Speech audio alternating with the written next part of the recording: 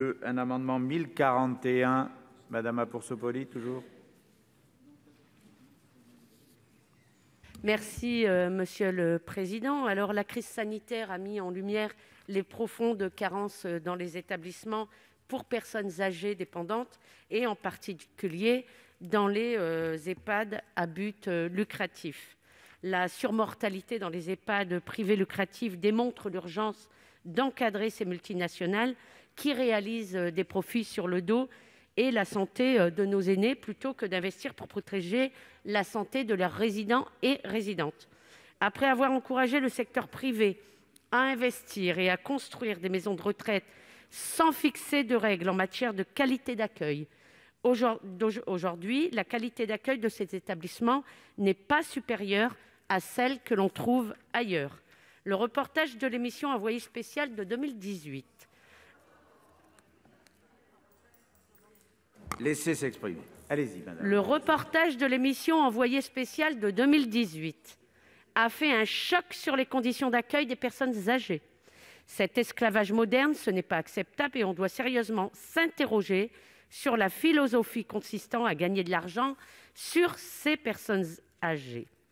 Notre amendement veut envoyer un message au gouvernement comme aux multinationales qui gèrent les résidences pour personnes dépendantes. La santé de nos aînés n'est pas une marchandise comme une autre. Pour s'en convaincre, nous soumettons les revenus tirés des EHPAD privés à but lucratif à contribution afin de financer les EHPAD publics et privés non lucratifs. Je vous remercie. Merci. Avis de la commission. C'est un avis négatif, c'est un avis défavorable parce que vous instaurez une discrimination en fonction d'un statut pour une même activité et donc il me paraît difficile en termes d'égalité devant les charges publiques de soutenir votre amendement. Avis du gouvernement. Pardon ? Sur l'amendement lui-même, c'est le même avis que le rapporteur. Quant à ce que vous venez de dire, madame, sur les EHPAD en ce temps de crise sanitaire, moi, je voudrais tout simplement leur rendre hommage aujourd'hui à travers la présence des sénateurs et l'Assemblée parlementaire. Parce que je trouve que prendre seulement un document à charge, parce que des documents comme ça, on peut en faire tous, des documents à charge pour justifier de ce que vous êtes en train de dire, c'est autre chose. Moi, je trouve qu'en ce moment, avec ce que nous vivons, avec la crise sanitaire, avec ce que les soignants et les dirigeants de ces structures, avec lesquels j'étais encore en liaison hier, toutes les fédérations et tous les établissements, on devrait plutôt essayer de les soutenir que de dire et de relayer ce genre de documentaire. Merci, madame. Bien. Allez, on ne s'énerve pas. Il y a plusieurs demandes d'explication de vote. Alors, dans l'ordre, d'abord, monsieur Jomier. Merci, Monsieur le Président, Madame la Ministre. Selon une enquête qui a été publiée il y a 2 ans par la CNSA, le montant moyen des retraites est de 1 376 € par mois. Le minimum vieillesse, on le sait, à 803 €. Le coût médian d'une chambre dans un EHPAD privé est de 2 620 €. À Paris ou dans les Hauts-de-Seine, c'est même 3 154 €.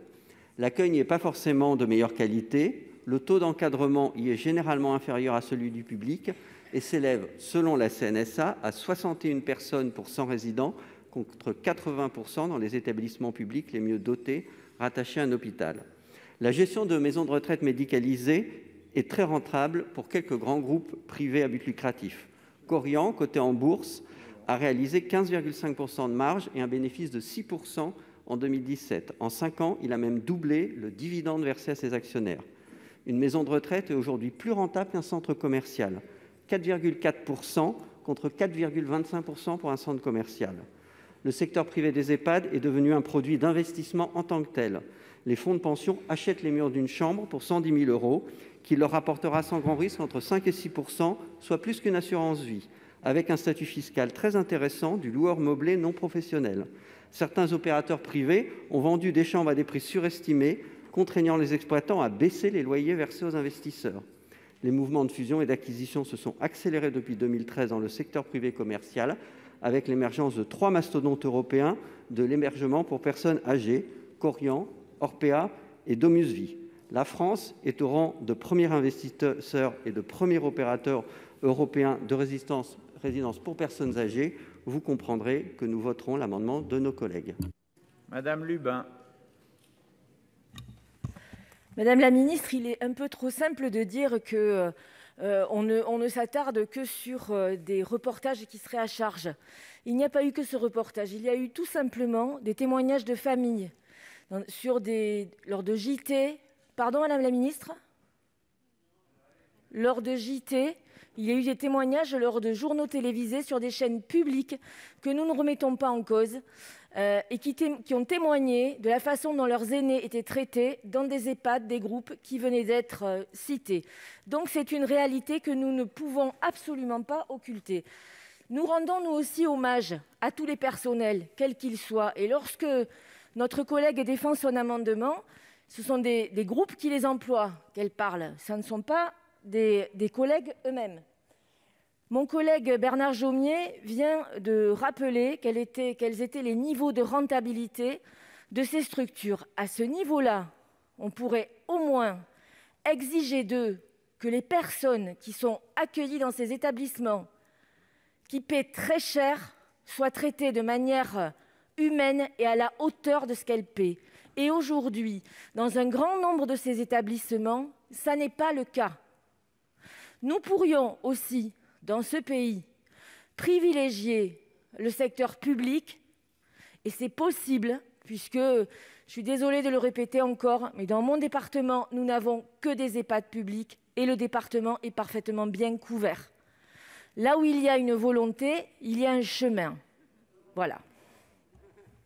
Madame Apoursopoli.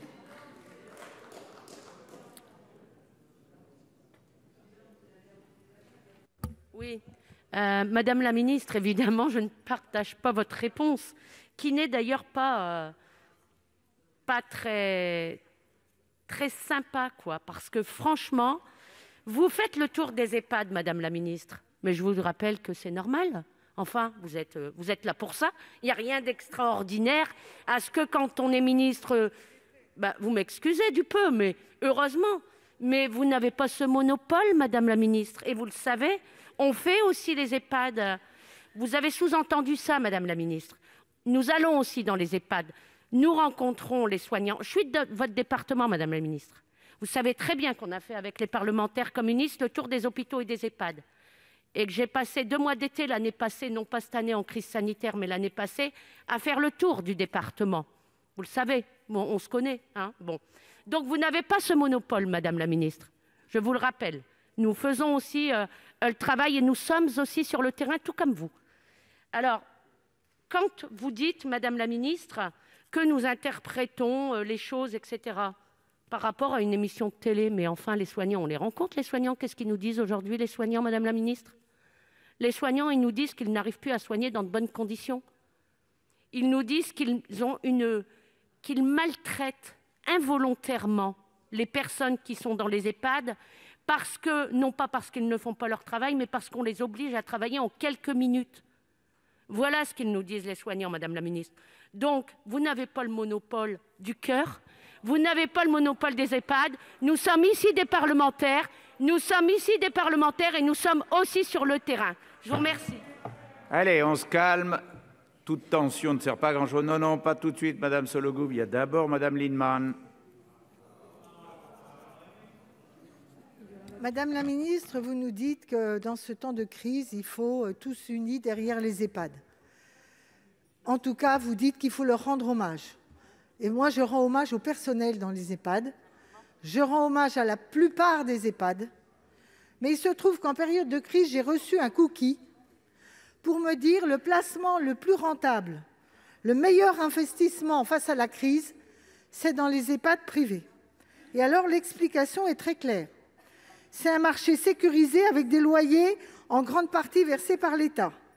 C'est un rendement attractif supérieur à la plupart des autres. Pas de vacances locatives et une fiscalité avantageuse. Le nombre de personnes âgées est en constante augmentation. Placez votre argent, ça va vous rapporter. En pleine crise, où on sait les difficultés des EHPAD, déjà en temps normal, bon nombre d'entre nous ont vécu cela. Ce qu'on doit verser pour que nos parents dépendants puissent subvenir à leurs moyens dans les EHPAD est souvent considérable. Alors moi, je trouve que l'amendement de Cathy Apourceau-Poly et du groupe, il est déjà très réformiste. Parce qu'il essaie de taxer les dividendes. Je vais vous dire, moi, je suis beaucoup plus radicale. Je considère que les EHPAD doivent procéder du service public, soit gérés par des régies publiques comme dans les Landes, c'est très bien fait, soit gérés par de l'économie sociale et solidaire à but non lucratif. On ne fait pas de profit sur la gestion de la dépendance. Allez.